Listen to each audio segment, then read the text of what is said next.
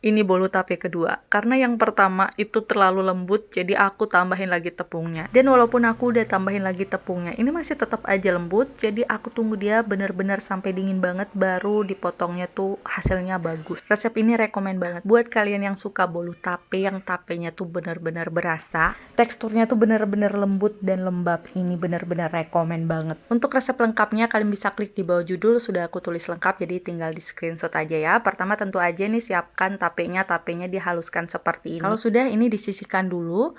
Lanjut aku bakal tim margarin dan minyak goreng. Jangan sampai salah cara ngetimnya ya, karena berpengaruh banget sama hasil bolunya nanti. Kalian bisa lihat di video aku sebelumnya perbedaan hasil dari melelehkan margarin yang meleleh banget sama yang masih creamy kayak gini. Tuh hasilnya beda. Ini juga kalau udah disisihkan. Selanjutnya aku pakai santan instan. Ini yang kemasan kecil dan ini aku pakai cuman setengahnya aja.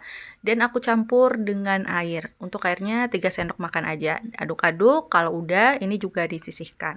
Selanjutnya jangan lupa juga siapkan loyangnya. Ini untuk loyang sudah aku oles dengan margarin, minyak, dan tepung terigu perbandingan 1:1. Kalau kalian yang udah lihat video aku sebelum-sebelumnya, pasti kalian tahu hasil dari bolu pakai olesan itu tuh bikin bolunya tuh nggak berkulit dan gampang banget dikeluarkan dari loyang. Lanjut siapkan baskom, pastikan baskomnya tuh bener-bener bebas dari minyak biar hasil mixerannya tuh putih kental berjejak maksimal. Dan untuk resep ini aku pakai 3 butir telur dengan loyang ukuran diameter 20 cm. Ini biasanya loyang 20 itu untuk telur 5, tapi ini pakai telur 3 aja, dia hasilnya bener-bener tinggi. Nah, kalau telur, gula, dan SP-nya udah masuk, ini tinggal aku setel aja waktu 6 menit untuk nge-mixer. Kalau udah, ini tinggal di mixer aja dengan kecepatan paling tinggi sampai adonannya berubah warna jadi putih kental berjejak. Ini aku cuman perlu waktu 6 menitan aja, dia udah putih kental berjejak maksimal. Atau kalian bisa sesuaikan dengan mixer masing-masing. Nah, ini udah mulai kelihatan putih kental berjejak, tapi belum maksimal ya. Ini baru sekitar 3 menitan aku mixer. Dan ini aku bakal lanjut lagi sampai benar-benar 6 menitan. Nah, setelah 6 menitan, ini mixernya aku matikan. Lalu aku tambahkan dengan tepung terigu. Untuk tepung terigunya, ini aku ayak dulu karena aku pakai tepung terigu yang curah. Ini aku langsung aja masukin semua tepungnya. Kalau udah, tinggal di mixer aja dengan kecepatan paling rendah sampai agak tercampur rata. Ini aku mixer sebentar aja ya. Biasanya kalau udah masuk tepung-tepungannya ini nggak boleh terlalu lama di mixer. Takutnya nanti adonannya malah jadi turun. Nah, kalau sudah agak tercampur, lanjut aku tambahkan dengan tape yang sudah dihaluskan sebelumnya. Dan ini bakal aku mixer dengan kecepatan paling rendah sebentar aja sampai cukup tercampur. Nggak usah yang sampai tercampur rata banget, karena nanti bakal dicampur manual dengan spatula atau diaduk manual dengan spatula. Selanjutnya tambahkan dengan cairan santan dan air yang sudah disiapkan sebelumnya. Nah, biar lebih wangi, di sini aku juga tambahkan sedikit vanila cair.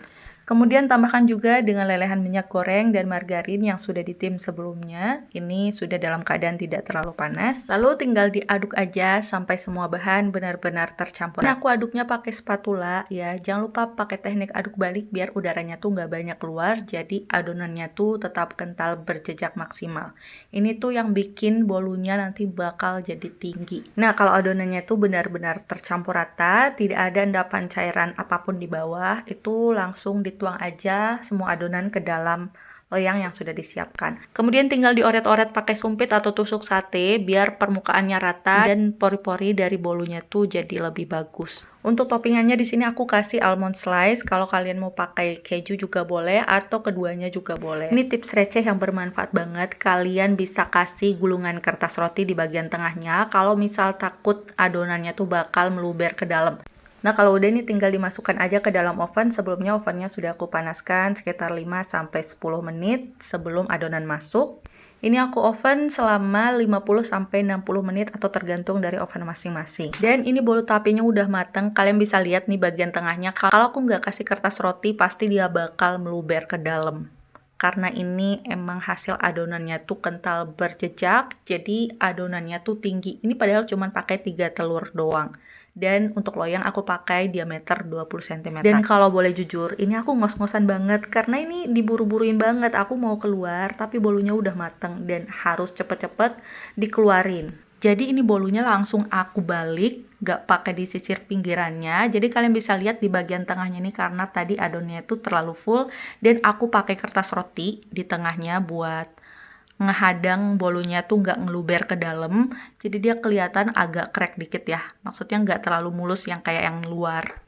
Karena ini benar-benar diburu-buruin banget, jadi langsung aja aku balik tanpa perlu disisir-sisir. Dan untuk mikanya nih, seperti biasa aku pakai mika ukuran 18. Ini udah pas banget mikanya, karena aku nyari yang mika 20 itu susah banget di sini, susah di online, susah. Jadi aku pakai yang 18, ternyata ini pas banget. Tapi biasanya kalau adonannya tuh terlalu kental maksimal, dia suka kepentok bagian atasnya, ini udah full banget. Maaf banget ya kalau kameranya kurang stabil karena emang buru-buru. Ini juga bakal aku potong sekarang.